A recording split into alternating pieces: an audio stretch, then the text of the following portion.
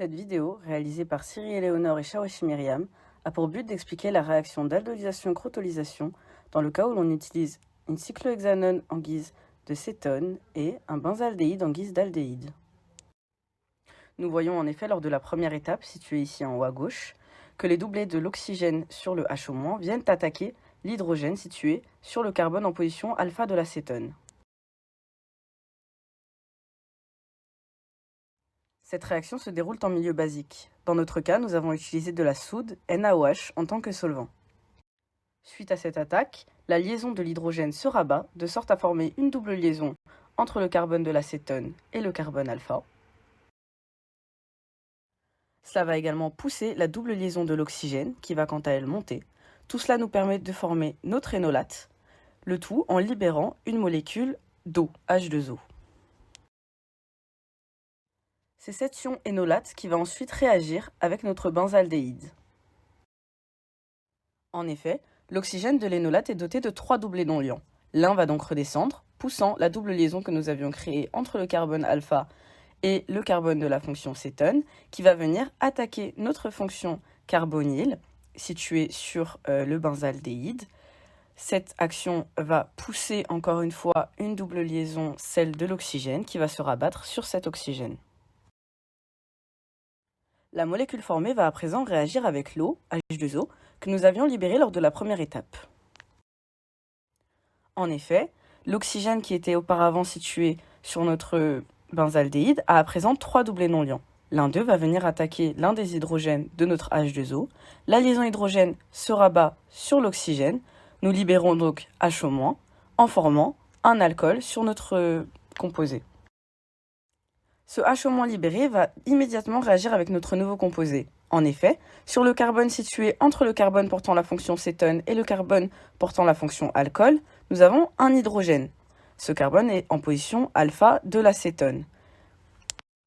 L'un des doublés non-liants de l'oxygène de notre HO- va venir attaquer l'hydrogène sur ce carbone, ce qui va, identiquement à notre première étape, rabattre la liaison de l'hydrogène de sorte à former une double liaison qui va pousser la double liaison de l'oxygène sur ce même oxygène. Lors de cette étape, nous libérons une nouvelle fois une molécule d'H2O. Nos liaisons peuvent se déplacer, notre molécule a une forme mésomère et c'est cette forme mésomère qui va réagir pour la suite. Le carbone situé en position alpha de l'acétone porte un doublet non-liant. Ce doublet va venir se rabattre sur le carbone situé en alpha de la fonction cétone et celui portant la fonction alcool. Cela va venir tout simplement libérer notre alcool et donc former un HO-. Nous atterrissons sur une demi-molécule. Demi, puisqu'en effet cette molécule n'est pas complète. Il faudrait 2 équivalents d'aldéhyde pour une cétone afin de former notre composé complet. Notre produit s'affiche à présent, il s'agit du 2,6-dibenzylidène cyclohexanone. Si la réaction principale est entre la cétone et l'aldéhyde non énolysable, nous avons également d'autres réactions qui ont lieu. Nous pouvons par exemple noter la réaction entre la cétone et l'ion énolate formé après la première réaction. Nous avons donc la double liaison de l'ion énolate qui va attaquer le carbone portant la fonction carbonyle et créant donc une liaison entre ces deux carbones, formant donc une seule et même molécule.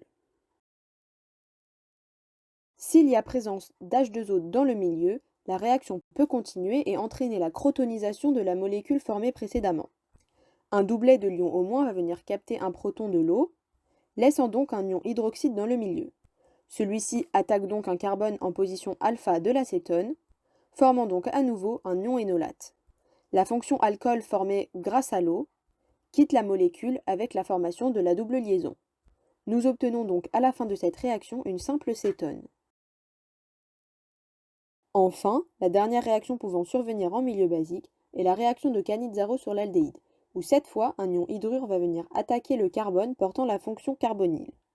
Le carbone portant l'ion va venir attaquer un deuxième équivalent d'aldéhyde et attaquer précisément le carbone portant la fonction carbonyle. Après un passage en milieu acide, nous avons donc la formation finale d'un acide carboxylique ainsi que d'un alcool.